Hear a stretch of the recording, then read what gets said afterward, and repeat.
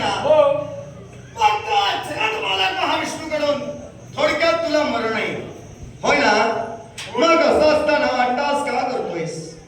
जगत पालक महाविष्णूकडनं मला मरण आहे हा हे सत्य नाही. मग कारण ज्या त्रेतायुगाच्या ठिकाणी ज्याला राम अवतार धारण केला त्याच्याकडून मला मरण होतो. म्हणून त्या मरणाच्या भीतीनं मी या भैरवनात वारे पळकुटी आहे म्हणजे तू पळकुटस. वा वा वा. ते पलायन केलं हा म्हणून हे सामंत मित्र गाजवतोय. होय होय होय. या द्वापारयुगात या द्वापारयुगात तुझे पराक्रम दाखवतोय. पण लक्षात ठेव जो भ्याड पळून आला त्यानं वीर म्हणून सांगू नये. का भ्याड म्हणू नकोस. कशाला? भ्याड असतो हे रणशिंग भुंगलं नसतं. हो रणशिंग भ्याड असतो तिथं झोपून राहिला असतो. तुम्हाला झोपणच होतास ना? झोपूनच होतो. होय ना. मग भ्याड द्वापारयुगात मला पराक्रम दाखवायचे होते हा म्हणून पुनश्च जागृत झालो. हा. आणि हे पराक्रम मला द्वापारयुगात दाखवायचे. राम राम राहिला प्रश्न. अश्व आमचा बंदिवान केलास. अश्व देईल. अश्वपत्रिका वाचली होतीस? हो. कोणती होती? जो कुणी पराक्रमी शूरवीर योद्धा असेल त्यानं अश्वाचं बंधन करावं. तुम्हाला वाचता येत नाही असं मी म्हणेन. कसं का? याला कारण आहे. सगोंड त्या कनकपत्रिकेत व्यवस्थित मजकूर रेखाटला होता. कोणता माहितीये का? कोणता? युधिष्ठिराने मांडला श्रीयाग त्या निमित्ते सोडला हा गुरांग पार्थासे रक्षणासी सांगत्याचे श्रीरंग सहाय्यकारी जो नृप आहेस.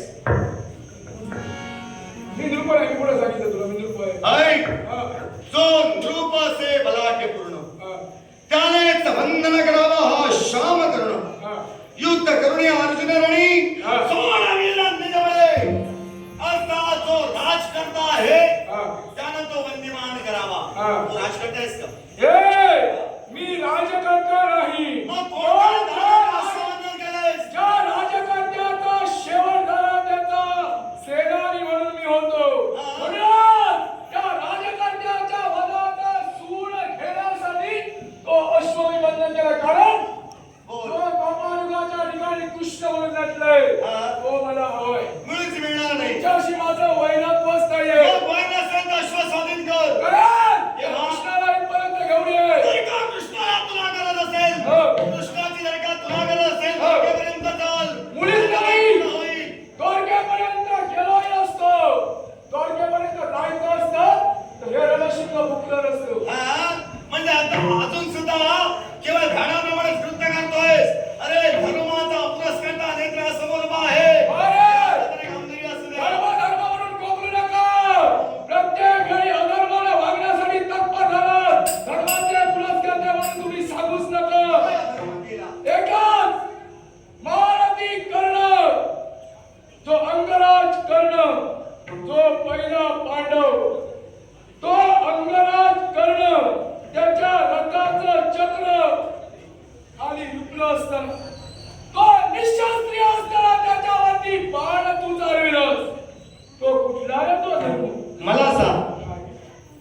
मी धर्माचा पुरस्कर्ता म्हणालो सहज प्रश्न केलास. म्हणे कर्णाला मी अधर्मानं मारेल. हुशार आहेस तू मला माहिती. मी पहिल्यापासूनच हुशार आहे. तू झोपला होतास किती वर्ष? 8 लाख. हे तुला कळलं कसं? तू ऐकून माहिती. ऐकून माहिती. काही बोलू नकोस. ऐकून माहिती. काही बोलू नकोस. तू द्वापारयुगात झोपलास, त्रेतायुगात झोपलास, द्वापारयुगात उठलास. हे स्वप्न पडलं होतं. आता सांगतोय मला कसं समजलं. हे शब्दांचं प्रश्नाचं उत्तर देणार आहे. बरोबर असलं तर बरोबर म्हण. चुकीचं असलं तर चुकीचं म्हण. ज्यावेळी द्वापारयुगात मला जो उठविण्यासाठी तत्पर झाला तो देवतांचा अनुयायी ब्रह्मंद्र नारद. मग त्या नारदानं हे सारं ज्ञान मला तिथं दिलं. मग त्या देवर्षींनी रावण मेला हे सांगितलं. हो सांगितलं. गप्प का? म्हणूनच सांगितलं. ते म्हणाले अरे एवढा दिवस का झोपलास? त्रेतायुग संपलं. द्वापारयुगाला सुरुवात झाली. या त्रेतायुगामध्ये त्या रावणाचा राज्य केला. तो द्वापारयुगात भगवान कृष्ण म्हणून आलेला आहे. आता तुला